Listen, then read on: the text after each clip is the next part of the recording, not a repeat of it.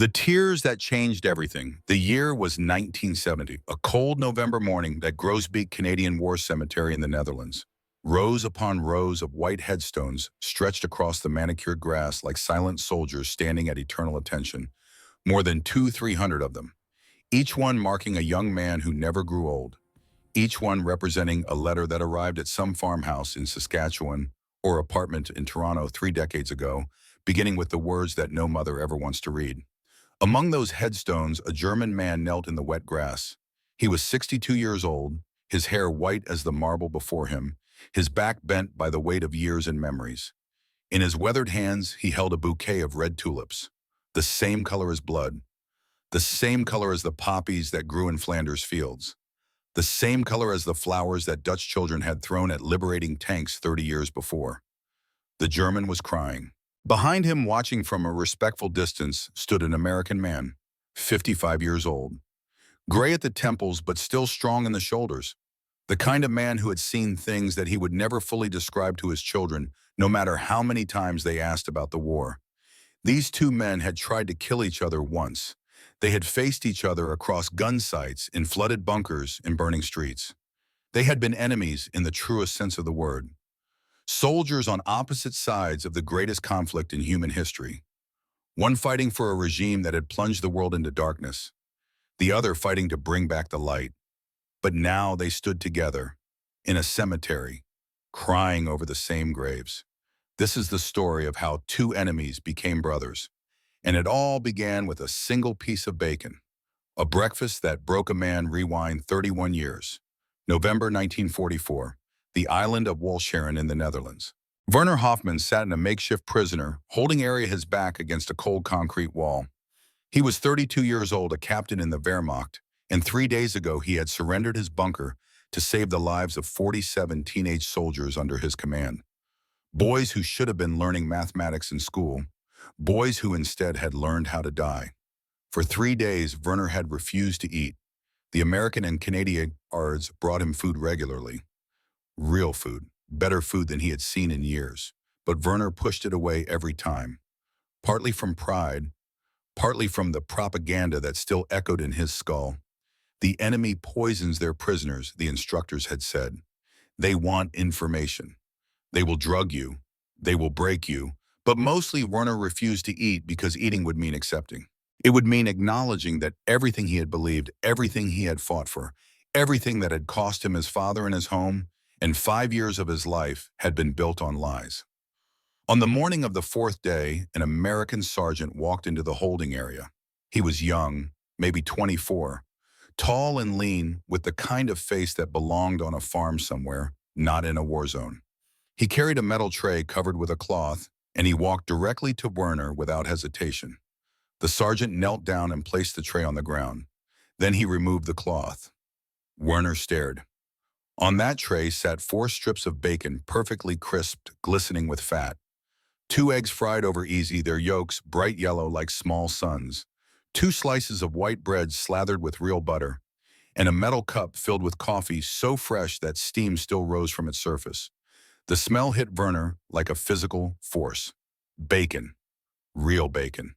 He had not smelled bacon since 1940. For 5 years, his diet had consisted of hard black bread that could chip teeth, watery soup with mysterious floating objects, and an occasional sausage made from ingredients best left unexamined. This was what the glorious German war machine fed its officers. This was what he had accepted as normal. And here was an American sergeant offering him a breakfast fit for a king, offering it to a prisoner, offering it to an enemy. The sergeant spoke in broken German, rough but sincere. Essen, kein Gift. Eat, no poison. Werner looked at the young American, looked at the food, looked back at the American. Something cracked inside him. Something that had been holding him together through 5 years of war, through the death of his father at Stalingrad, through the bombing of his home in Hamburg, through the order to defend an island that everyone knew was already lost. Werner Hoffman, captain of the Wehrmacht, former mathematics teacher, survivor of 100 battles, began to cry. Not the dignified tears of a defeated soldier, not the quiet weeping of a man mourning his comrades. These were the heaving, gasping sobs of a child who has just learned that the monster under his bed was never real. that he had been afraid of shadows, that he had spent 5 years fighting for shadows. The American sergeant did not move, did not speak. He simply waited while the German officer wept over a plate of bacon and eggs. When Werner finally looked up, his eyes red and his face wet, he saw something in the young American's expression that he had not expected. Not triumph, not contempt, not even pity. Understanding. The sergeant's name was Tom Sullivan. He was 24 years old from Minnesota, and he had come to the Netherlands to fulfill a promise to his dying grandmother. He had crossed an ocean, fought through Normandy, slogged through Belgium, and watched 9 of his closest friends die in a single night on the banks of a canal called Leopold. And now he was feeding breakfast to a man who, under different circumstances, might have killed him. Why? Werner asked in English. His voice was hoarse from crying. Why do you do this? Tom Sullivan considered the question. Then he reached into his breast pocket and pulled out an envelope, yellowed with age and soft from being handled too many times. He showed it to Werner without opening it. My grandmother wrote this letter 50 years ago. She never got to send it. She made me promise to deliver it before she died. Tom paused. She was Dutch, from a town called Delft. She had a brother she never saw again after she left for America. Werner looked at the envelope, then at the breakfast, then at the young American who had every reason to hate him, but instead had chosen kindness. I do not understand your country, Werner said. Tom almost smiled. Neither do I sometimes, but I understand that you are hungry, and I understand that hungry men should eat. He stood up and walked away, leaving Werner alone with the food. Werner picked up a strip of bacon. He had forgotten how crispy it was supposed to be, how the fat dissolved on the tongue, how the salt and the smoke combined into something almost sinful. He ate it slowly, savoring every molecule, and with each bite he felt another piece of the old Werner Hoffmann crumble away. By the time he finished the meal, he was no longer the same man. But to understand why that breakfast mattered so much, you must first understand what came before it. You must go back 6 weeks, to a night when Tom Sullivan crossed a canal that might as well have been the River Styx, to a morning when he counted the survivors of his squad and found only 3 faces looking back. This is that story. The letter that started everything 6 months before the bacon, spring 1904, the town of New Ulm, Minnesota. Tom Sullivan stood at the bedside of his grandmother, Elizabeth Vanderburg. Sullivan watching the life slowly drain from her 90-year-old body. She had raised him after his mother died when he was 12. She had taught him to read, to fish, to tell right from wrong. She had filled his childhood with stories of a faraway land called Holland, where the tulips bloomed in colors that Americans could not imagine, and where windmills turned lazily against skies as gray as pearl. Now she was dying, and she had one final request. The letter, Elizabeth whispered, her voice like paper rustling in wind. In my bureau, the top drawer, under my wedding shawl. Tom found it. A yellowed envelope addressed in faded ink to Willem Vanderburg, Delft, Holland. The postmark was from 1894. 50 years old, never sent. My brother, Elizabeth said when he brought it to her. I left without saying goodbye. I was 18. I was in love with your grandfather. I was stupid and young, and I thought I would get back someday. She coughed a wet sound that made Tom wince. Someday never came. What do you want me to do? Oh, find him, find Willem, or find his children or his grandchildren. Someone from my family. Her hand found his cold and fragile as a bird's wing. Deliver the letter. Tell them Elizabeth never forgot. Grandmother, I don't even know if he's still alive. The Germans occupy Holland now. I can't just... Promise me. Tom looked at the woman who had been mother and father and best friend to him for 12 years. The woman who had cried at his high school graduation, who had cheered at his baseball games, who had sat with him through 100 Minnesota winters telling stories about tulips and canals and a brother she had abandoned. I promise. Elizabeth smiled. It was the last smile he ever saw on her face. She died 3 days later, still holding the letter. 2 weeks after the funeral, Tom Sullivan volunteered for a transfer to the 1st Canadian Army. It was the unit assigned to liberate the Netherlands. His commanding officer thought he was crazy. The Canadians were heading into some of the worst fighting of the war. Smart soldiers tried to avoid that kind of assignment. Tom did not care about smart. He cared about a promise. He tucked the letter into his breast pocket right next to his heart and shipped out to England. From England to Normandy. From Normandy to Belgium. And finally, in early October 1944, to the banks of a canal called Leopold, where the worst night of his life was waiting, the night everything changed, October 1904, the Leopold Canal, somewhere in the Breskens Pocket, Netherlands. Tom stood on the south bank with his squad, 12 men who had become brothers over the past 4 months of combat. They had landed together at Juno Beach. They had fought together through the hedgerows of Normandy. They had survived the meat grinder of Falaise and the bloody push through Belgium. 12 men who knew each other's fears and dreams and the names of the girls waiting for them back home. Lieutenant James O'Brien was their leader. 26 years old from Boston with a new bride named Sarah, who was 7 months pregnant with a child he had never met. Jimmy, as everyone called him, had a gift for keeping men calm under fire. He could crack a joke while shells exploded overhead, and somehow that joke would make everything seem survivable. Corporal Mickey Kowalski was Tom's best friend. 23 Polish heritage from Chicago with a Hershey chocolate bar in his pocket at all times because, as he explained, you never know when you need emergency morale. Mickey had a laugh that could fill a room and a stubborn streak that had saved his life more than once. Private Danny was the youngest, 19, fresh from basic training. This would be his first real battle. The other 9 men had names and faces and stories that Tom would remember for the rest of his life. He would remember them in the middle of the night 50 years later when the dreams came back. He would remember them at Christmas dinner, surrounded by grandchildren, when a certain angle of light would suddenly transport him back to that canal bank in October. But for now, they were just his squad, 12 men, getting ready to cross. The mission was straightforward on paper. Cross the Leopold Canal, establish a bridgehead on the north bank, hold the position until reinforcements arrived. The generals had drawn it up with neat arrows on clean maps the way generals always did. The generals were not the ones who had to get in the boats.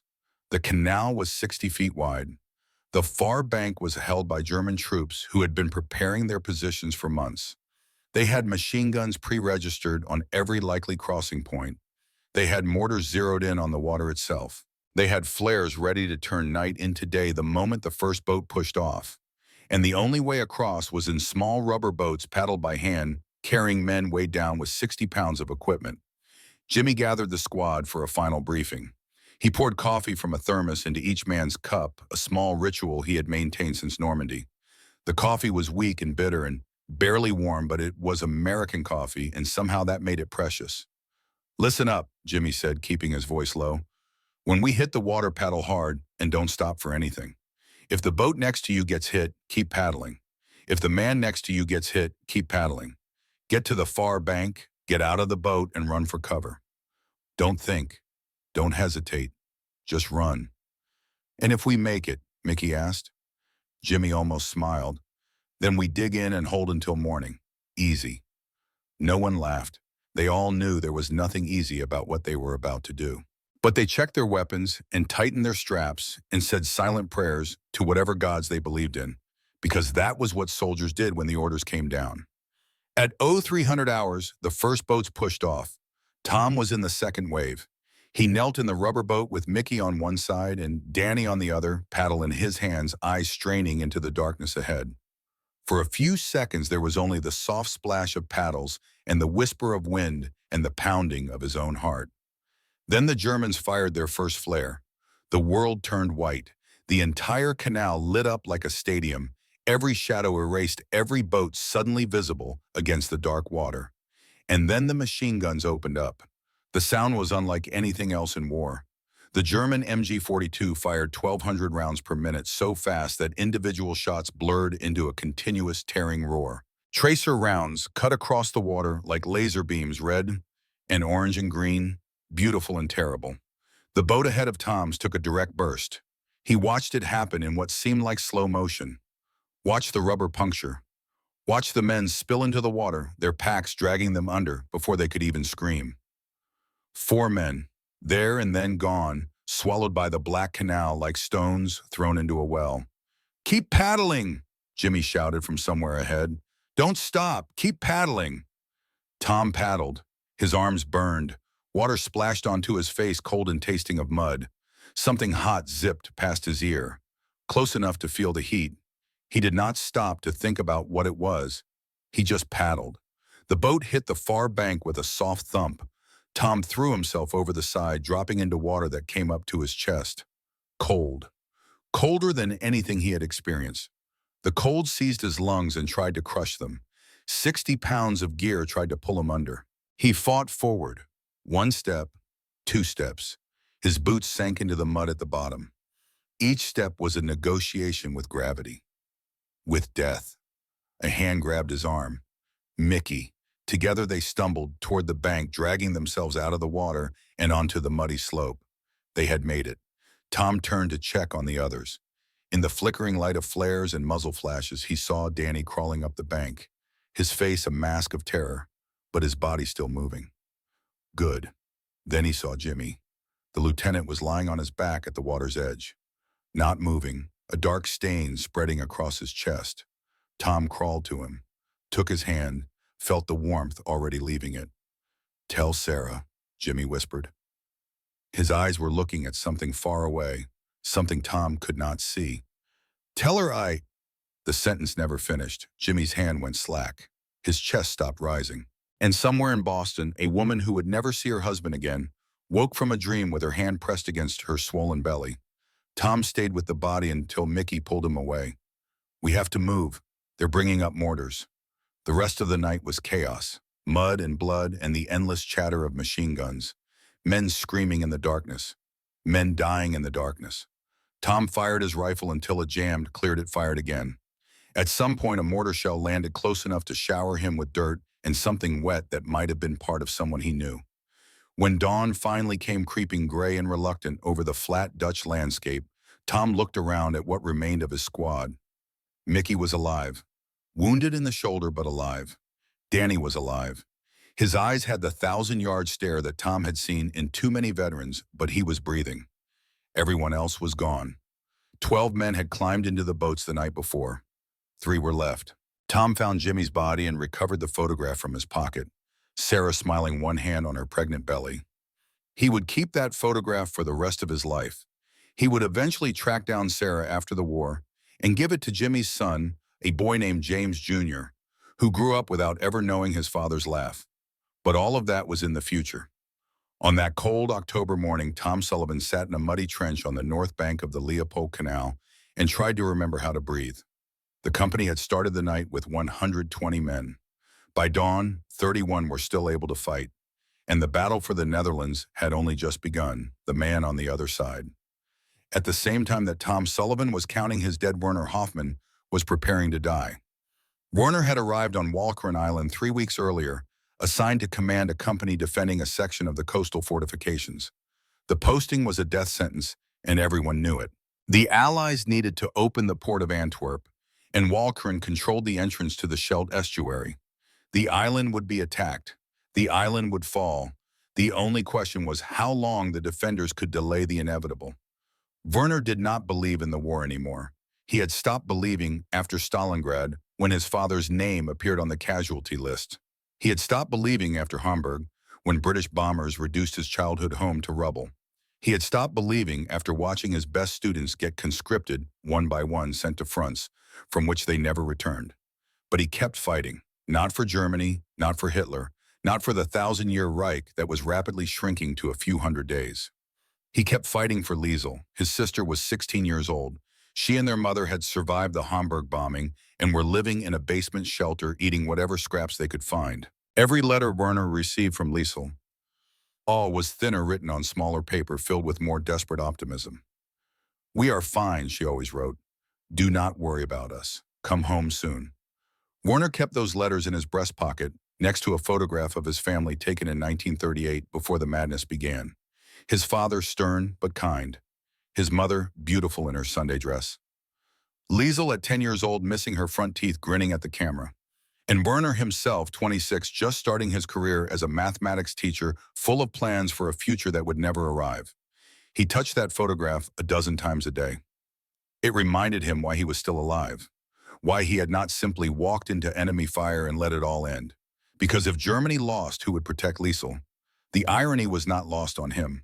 He was fighting for a regime that had destroyed everything he loved in order to protect the only thing he had left. It was madness. But it was the only madness available. On October 3rd, the Allies made their move. Werner was in his bunker when the bombers came, not to attack the fortifications directly. The bombers went for the dikes, the ancient seawalls that kept the North Sea from reclaiming the low-lying island. One bomb, two, 10, 20. The dikes broke. Werner heard it before he saw it. A roar like a freight train growing louder by the second. Then the water came, rushing through the gaps in the dikes, pouring across the island, flooding fields and roads and defensive positions. The North Sea finally released from its cage, reclaiming what had always belonged to it. Within hours, the center of Walcheren was underwater. German defenders who had dug positions in the lowlands were forced to evacuate or drown. The carefully prepared killing grounds became useless. The fortress island was being attacked not by enemy soldiers, but by the ocean itself. The Allies had turned nature into a weapon. Werner pulled his men back to the coastal bunkers, the only positions still above water. They were surrounded now, cut off from reinforcement or retreat. Fewer than 50 men against whatever force the Allies chose to send. The order from Berlin was clear. Fight to the last man, delay the enemy as long as possible, die gloriously for the fatherland. Werner read the order and thought about Liesel, thought about the 16-year-old boys in his command who should have been learning algebra, thought about the photograph in his pocket and the family that no longer existed and the future that had been stolen from all of them. He decided in that moment that he would not obey. When the Allied forces came, when the rubber boats full of Canadian and American soldiers hit the beach, when the outcome was no longer in doubt, Werner Hoffmann would surrender. He would save as many of his boys as possible. He would survive to see Liesel again. It was not brave. It was not glorious. It was simply what a mathematics teacher who had never wanted to be a soldier chose to do when faced with the meaningless death that Berlin demanded. And so when Tom Sullivan kicked open the bunker door 3 weeks later, his rifle raised, his face streaked with mud and exhaustion, Werner was waiting for him. Hands raised, surrounded by 47 teenage soldiers who would live to see another day because their captain had chosen common sense over fanaticism. The two men looked at each other across the smoke-filled bunker. Neither of them knew that this moment would matter, that 30 years later they would stand together in a cemetery mourning the same dead bound by a friendship forged in the ashes of war. All they knew in that moment was that the fighting was over. For both of them in different ways, the real journey was just beginning. The girl who walked through fire, December 1901, the front lines near Nijmegen, Netherlands. The winter had come early and cruel that year. Snow fell on battlefields still littered with the debris of autumn fighting. Ice formed on the canals where so many men had drowned. The cold seeped into everything, into bones, into souls, into the hearts of soldiers who had seen too much death and were beginning to wonder if spring would ever come again. Tom Sullivan was on night patrol when he saw her, a figure moving through the darkness, small, quick, heading toward the German lines with a determination that bordered on madness. Anyone crossing the no-man's land between the armies was either a spy, a fool, or someone with nothing left to lose. Tom raised his rifle. "Halt! Stop right there!" The figure froze, then slowly turned around. She was young, maybe 22. Her face was gaunt, the cheekbones protruding like knife blades beneath skin that seemed almost translucent in the moonlight. Her eyes were sunken, but burning with an intensity that Tom had never seen before. Not the intensity of fear, the intensity of purpose. "I am Anna," she said in accented English. "Anna de Vries. I carry messages from Amsterdam. And I am telling you that 4.5 million people are dying on the other side of those German lines." Tom kept his rifle raised. Dying how? Starvation. The word came out flat, factual, as if she had said it so many times that it no longer carried emotional weight. The Germans cut off all food transport in September. Retaliation for the railway strike. Official rations are now 320 calories per day. Do you know how much that is? Tom shook his head. One apple, one small apple for an entire day. For 6 months now. Anna reached into her coat pocket and pulled out something small and withered. She held it out toward him. "This is what my mother ate for dinner last week. A tulip bulb, dug from the garden my grandfather planted 40 years ago. She boiled it for 2 hours to make it soft enough to chew." Tom stared at the dried bulb in her palm. It looked like something you would throw away. Something not fit for animals, let alone humans. "Your mother," he said carefully, "is she Dead 3 weeks ago. Anna's voice did not waver, but her eyes, those burning eyes, they flickered for just a moment. She gave her food to my younger brother. She said she was not hungry. She lied until she could not lie anymore. Tom lowered his rifle. He thought about his own breakfast that morning. Powdered eggs, canned meat crackers, chocolate and coffee. A meal he had complained about because the eggs were too bland and the coffee was too weak. A meal that could have kept Anna's mother alive for another week. Without thinking, he reached into his pack and pulled out his emergency rations. A full day's worth of food. Enough calories to sustain a soldier in combat. He held it out to her. Take it. Bring it back to whoever needs it most. Anna looked at the rations, then at Tom. Her expression shifted from suspicion to confusion to something that might have been hope. Why, she asked.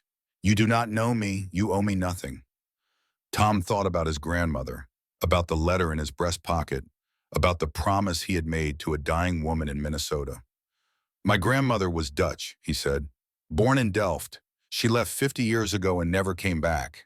She used to tell me stories about the tulip fields and the windmills and the canals that ran through every town like silver ribbons. He paused. She never told me that someday her people would be eating those tulips to survive. Anna's eyes widened. Delft, you have family in Delft. I do not know. My grandmother had a brother named Willem. She lost contact with him when she immigrated to America. I promised her I would find him, or find his children, or find anyone who remembers. For the first time, Anna's mask cracked, a small smile, barely visible, but real. I am also from Delft, she said. Before the war, before everything.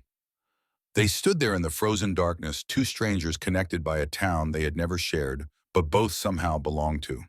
The wind howled across the no man's land. Somewhere in the distance, artillery rumbled like approaching thunder.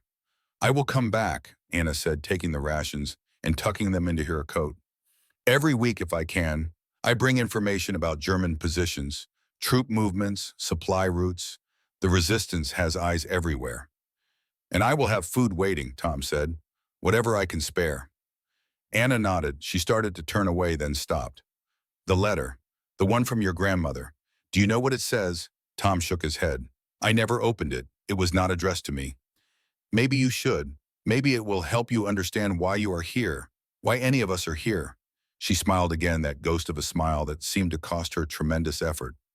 Good night, soldier from Minnesota. I will see you again. She disappeared into the darkness, moving toward the German lines with the same fearless determination she had shown before. Tom watched her go, wondering if he would ever see her again, wondering if she would survive the crossing, wondering how many people on the other side of those lines were slowly starving to death while he complained about bland eggs.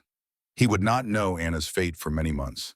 Every time she vanished back into occupied territory, he would lie awake in his foxhole, staring at the stars, asking the universe to keep her safe. Every time she reappeared thinner than before, her eyes more hollow but still burning, he would feel a relief so profound it almost brought him to tears. But that was the nature of war. You learn to live with uncertainty. You learn to hope without expectation. You learn that the people who mattered most could be taken from you at any moment without warning, without reason, without the chance to say goodbye.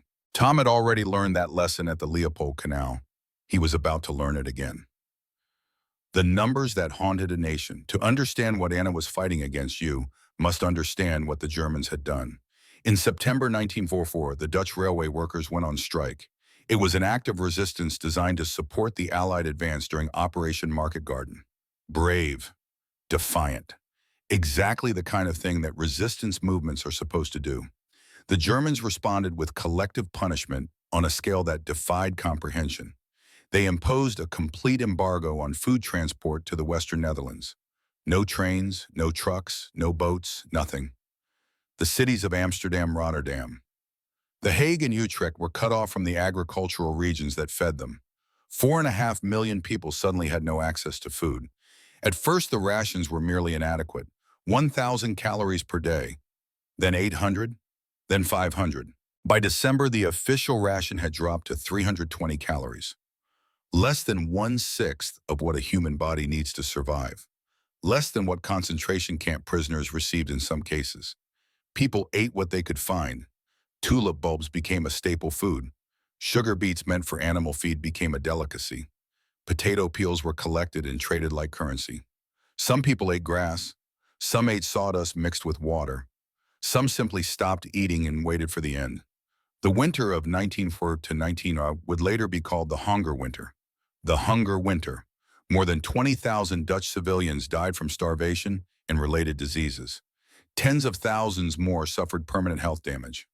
An entire generation of children grew up malnourished, their physical and mental development stunted by months of deprivation. And just 30 miles away, American and Canadian soldiers sat in their trenches eating 3 hot meals a day, completely unaware of the catastrophe unfolding behind enemy lines. Tom Sullivan was one of the first to learn the truth. Anna told him, and once he knew he could never unknow it, he started saving his rations, skipping meals, telling his squad mates he was not hungry when his stomach was growling. Every chocolate bar, every can of meat, every packet of crackers went into a pile that he would give to Anna during her weekly crossings. Other soldiers noticed, some called him crazy, some called him a saint. Most just shook their heads and wondered what had gotten into the quiet sergeant from Minnesota. Mickey Kowalski was the only one who understood. "It is because of your grandmother," Mickey said one night, huddled together in a foxhole for warmth. "You are trying to save the country she came from." Tom nodded. "She used to say that Holland was the most beautiful place on earth, that the flowers there bloomed in colors Americans could not imagine, that the people were kind and strong and would give you their last piece of bread if you needed it." He paused. "Now those people are eating the flowers, and I am sitting here with more food than I can eat. You cannot save 4 million people with chocolate bars, Tom." "No, but I can save the ones I can reach, and maybe that has to be enough." Mickey was quiet for a long moment. Then he reached into his pocket and pulled out his emergency Hershey bar, the one he always carried, the one he had joked about for 4 months straight. "Here," he said, pressing it into Tom's hand. "Give it to her next time. Tell her it is from Chicago." Tom looked at the chocolate, then at his friend. "Mickey, this is your lucky charm. You never go anywhere without it." "Maybe my luck is meant to be shared," Mickey shrugged. "Besides, I have been looking for an excuse to lose weight." They both laughed, the hollow, desperate laughter of men who had nothing left but each other. But in that moment, in that frozen foxhole surrounded by death and suffering, something beautiful existed. The simple willingness of one human being to sacrifice for another. It was a small act, one chocolate bar out of millions. But small acts repeated enough times can change the world. Tom would remember that lesson for the rest of his life. The general who chose mercy, April 1945. The city of Groningen, Netherlands. 4 months had passed since Tom first met Anna. 4 months of brutal fighting through the Rhineland. 4 months of watching friends die in battles whose names would fill history books. Kleve, Goch, Xanten. Towns that meant nothing to Americans back home, but meant everything to the men who bled for them. Mickey had been wounded in February. A German shell had landed too close, shattering his right leg beyond repair.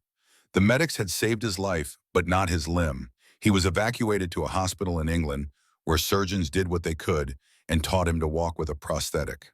The last thing Mickey said before they carried him away was, "Keep the chocolate coming, Tom. I expect a full report when I get back." Tom never saw him again during the war, but he kept the promise. Every week he collected what food he could and passed it to Anna during her clandestine crossings. Every week she brought back intelligence about German positions. Every week they stole a few minutes to talk. About Delft, about Minneapolis, about the lives they hoped to live when the madness finally ended. Tom was falling in love. He knew it. Anna probably knew it too. But neither of them spoke the words. In wartime, love was a luxury, a hostage to fortune. You did not admit to loving someone until you were certain you would both survive. By early April, the end was finally in sight. Allied forces were pouring into Germany from all directions. The Nazi regime was collapsing. Victory in Europe was weeks away, perhaps days. But in the Netherlands, more than 120,000 German troops still held the western provinces. Amsterdam, Rotterdam. The Hague remained under occupation. And behind those German lines, millions of Dutch civilians continued to starve. Tom's unit was assigned to capture Groningen, a medieval university city in the northeastern Netherlands. 150,000 civilians lived there, swollen by refugees from the south. 7,000 German troops defended it, a mix of regular Wehrmacht Luftwaffe ground forces, naval sailors, and Waffen-SS units that included Dutch volunteers who knew they faced execution if captured. The Germans had turned the city into a fortress. The old medieval core was surrounded by a wide canal with only 12 bridges providing access. Most had been destroyed or razed. Every street corner had been fortified. Every building had been prepared for defense. The standard military approach would be simple. Surround the city, call in artillery, bomb the defensive positions until nothing remained but rubble. Then send in the infantry to mop up. It was efficient. It was effective. It was also guaranteed to kill thousands of civilians. Major General Bernard Mitchell, commanding the 2nd Canadian Infantry Division, had a decision to make. Tom was present at the briefing where that decision was announced. He stood in the back of a crowded farmhouse, surrounded by officers and NCOs who all expected to hear the standard orders. Prepare for artillery support. Coordinate with air assets. Reduce the defensive positions before advancing. Instead, General Mitchell stood in front of a map of Groningen and said 6 words that changed everything. No artillery, no air support. The room went silent. Every man understood what that meant. Without heavy weapons, they would have to take the city building by building, room by room. Casualties would triple, perhaps quadruple. Men who might have survived behind a wall of steel would instead die in doorways and stairwells. The colonel in the front row spoke up. "Sir, with respect, our casualties will be catastrophic." "I know," Mitchell said. His voice was steady but tired, the voice of a man who had not slept properly in months. "I have a son at home, 8 years old. He writes to me every week asking when I am coming back. I want to see him again more than anything in the world." He paused, looked around the room, made eye contact with as many men as he could. But there are 150,000 people in that city. Children, old men, mothers. They have been under occupation for 5 years. They have been starving for 6 months. They have been waiting for us to save them. Mitchell turned back to the map, traced his finger along the canal that surrounded the old city. "I will not save them by turning their homes into rubble. I will not liberate them by killing them. We will take this city with infantry and tanks. We will accept higher casualties so that civilians can live. That is my decision. That is my order." No one spoke. No one argued. Every man in that room understood that they were being asked to die so that strangers might live. It was the hardest thing a soldier could be asked to do, and it was also the most noble. Tom thought about Anna, about her mother who had starved to death, about the tulip bulbs and the 320 calories and the millions of people waiting behind those German lines. He thought about the letter in his pocket and the grandmother who had loved a country she never returned to. He understood in that moment why he had come here, why he had crossed an ocean and watched his friends die and endured horrors that would haunt his dreams forever. Not for medals, not for glory, not even for victory, for the chance to be the kind of man who would sacrifice himself for strangers. 4 days in hell. The battle for Groningen began on April 13th, 1945. It would last 4 days. 4 days of the most intense urban combat that Tom had ever experienced. 4 days that would leave scars on his body and his mind that would never fully heal. Tom was now a sergeant commanding a squad of 8 men in the Royal Hamilton Light Infantry. 8 strangers who had become brothers in the way that only soldiers can. 8 men who trusted him with their lives and expected him to bring them home. He would lose 3 of them in Groningen. The fighting was unlike anything from the open fields and forests of the previous months. In the city, death could come from any direction. From a window 3 stories up, from a basement grate at your feet, from a doorway that had seemed empty a second ago. The medieval streets were narrow and winding, designed for horse carts and pedestrians, not for tanks and infantry squads. The Germans fought with the desperation of men who knew the war was lost but had not yet been given permission to surrender. SS units refused to give ground. Dutch collaborators fought even harder, knowing that capture meant a noose. Regular Wehrmacht soldiers, exhausted and demoralized, nevertheless held their positions until they were killed or overrun. Tom's squad moved through the southern district, clearing buildings one at a time. The process was brutal and terrifying and monotonous all at once. Approach a door, kick it in, throw a grenade, rush inside, shoot anything that moved. Check the bodies, move to the next room, repeat. Sometimes the buildings were empty. Sometimes they held German soldiers who surrendered immediately, hands raised, eyes empty. Sometimes they held soldiers who fought to the last bullet. Sometimes they held civilians huddled in corners, too terrified to move. On the second day, Tom kicked open a door and found himself face to face with a German soldier who could not have been more than 16 years old. The boy was sitting in the corner of what had once been a living room, his rifle across his lap, his hands shaking so badly that he could not have aimed if he tried. Tom raised his own rifle. The boy looked up at him with eyes that were not the eyes of a soldier. They were the eyes of a child who had been given a uniform and a weapon and told to die for a country that had already died. Hände hoch, Tom said, hands up. The boy dropped his rifle, raised his hands, and started to cry. Tom lowered his weapon. He crossed the room and knelt beside the boy, feeling something inside himself crack. This was not an enemy. This was someone's son, someone's brother, someone who should have been learning mathematics in a classroom instead of bleeding in a war zone. "What is your name?" Tom asked in his broken German. "Wilhelm," the boy whispered. "Wilhelm Braun." "How old are you, Wilhelm?" 16. 16. The same age as Liesel Hoffman, whose brother had surrendered to save 47 boys just like this one. The same age as the students Werner Hoffman had taught before the war took everything. Tom pulled out a chocolate bar from his pocket, one of the last he had saved for Anna. He pressed it into the boy's hands. "The war is over for you," Tom said. "You are going to a prisoner camp. You will be fed. You will be safe. And someday you will go home to your mother." Wilhelm looked at the chocolate, then at Tom. Something shifted in his expression. The terror began to fade, replaced by confusion, then disbelief, then something that might have been gratitude. "Danke," he whispered. "Danke." Tom helped him to his feet and handed him off to the soldiers collecting prisoners.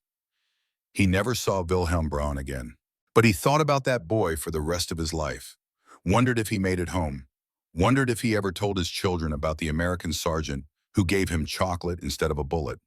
The fighting continued. Day 3, day 4, house by house, room by room. 3 men from Tom's squad died in those 4 days.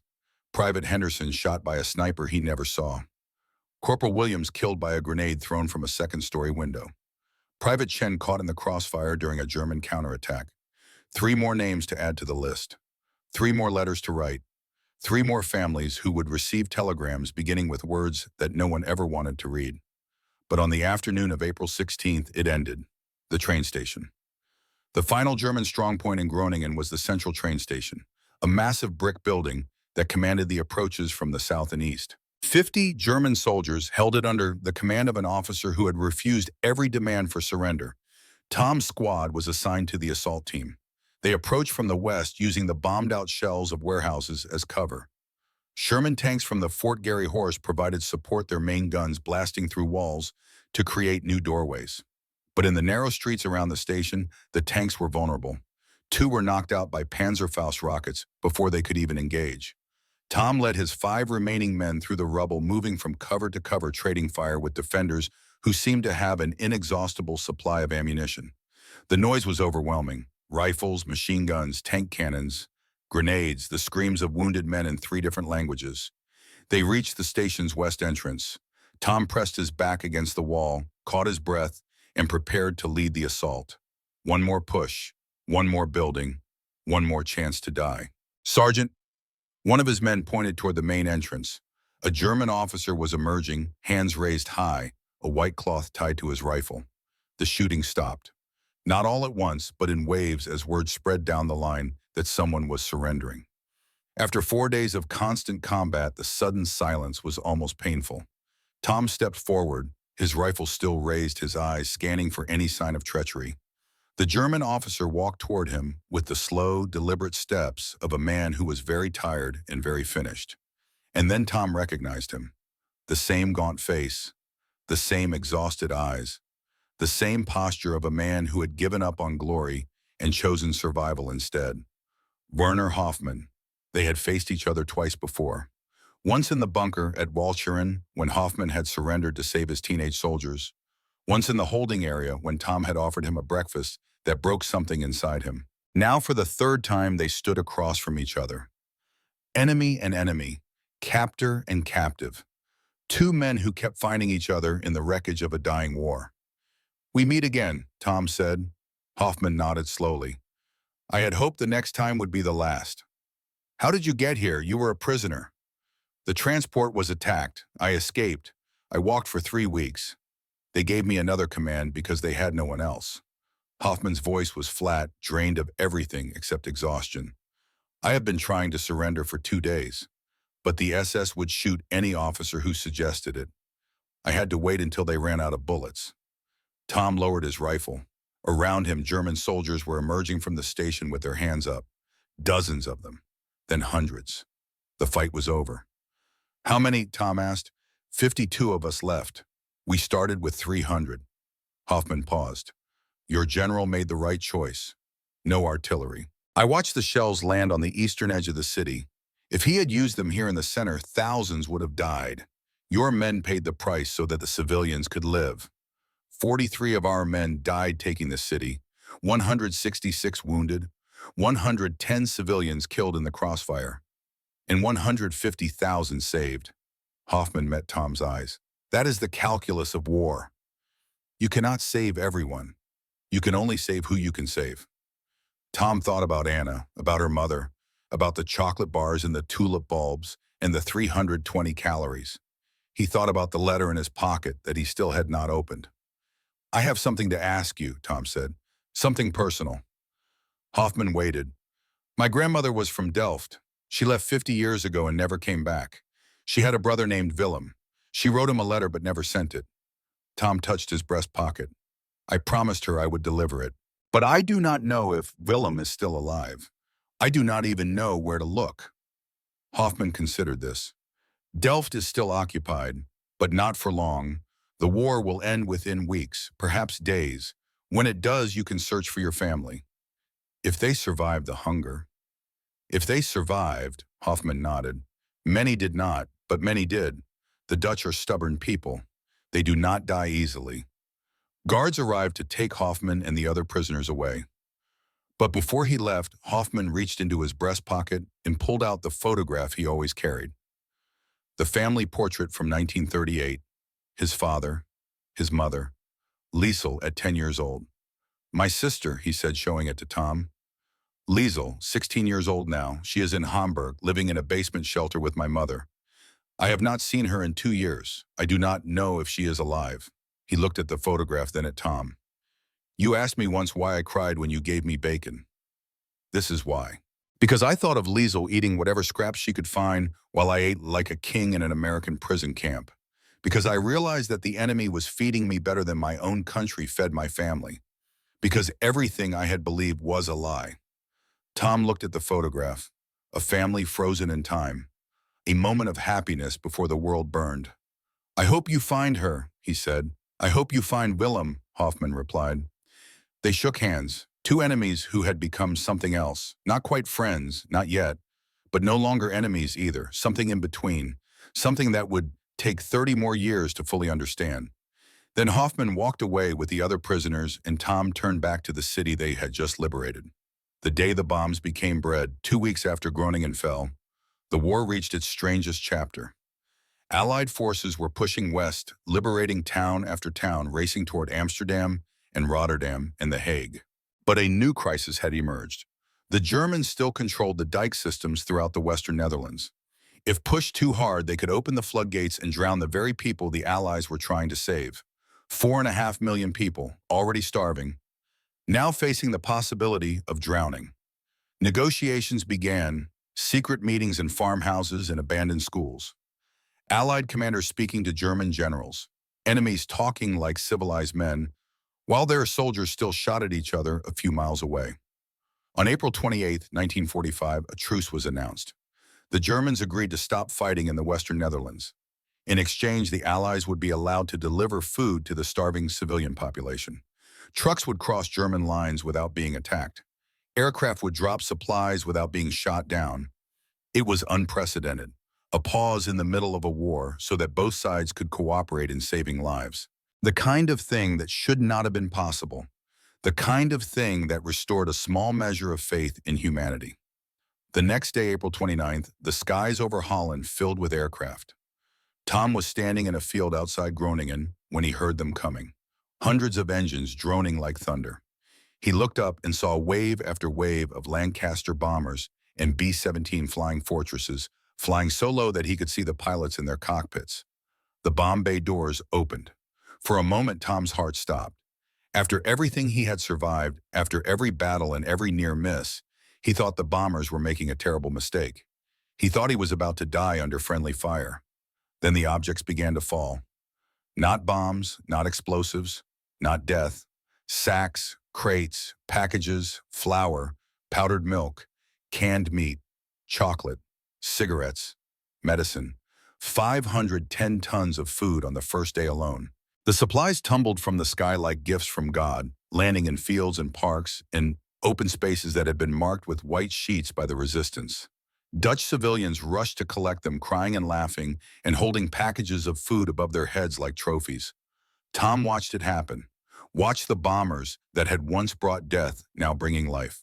Watched the war transform into something else, something he had never expected to see. On the rooftops of nearby villages, people had painted messages in white letters large enough to be seen from the sky. Thank you, Canadians. Bless you, boys. We will never forget. On May 2nd, the trucks began rolling. Tom volunteered to drive one of them. A convoy of supply vehicles crossing German lines delivering food directly to distribution centers in the occupied cities. It was surreal. German soldiers watching them pass without raising their weapons. Dutch civilians lining the roads waving, crying, reaching out to touch the trucks as if they were holy relics. The convoy reached Rotterdam in the late afternoon. The city was a ghost of its former self. Buildings bombed out, streets empty.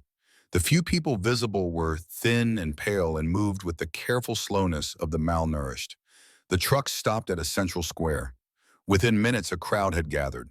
Hundreds of people, then thousands, emerging from basements and apartments and hiding places drawn by the rumor that food had finally arrived. Tom climbed down from his truck and began handing out packages, one per family, flour, sugar, canned goods, things that had once been ordinary and now seemed like miracles. And then he saw her, Anna, standing at the edge of the crowd, thinner than she had been in December, her cheekbones sharper, her eyes more sunken, but still burning, still alive. She had survived the hunger winter. She had survived 6 months of 320 calories. She had survived crossing enemy lines a dozen times to bring intelligence to the Allies. She had survived. Tom pushed through the crowd. He reached her. For a moment, neither of them spoke. There was nothing to say, nothing that words could capture. Then Anna smiled, that ghost of a smile that Tom had been dreaming about for months. You came, she said. I promised, he replied. And in the middle of a ruined city surrounded by starving people and the debris of war, Tom Sullivan wrapped his arms around Anna de Vries and held her as if he would never let go.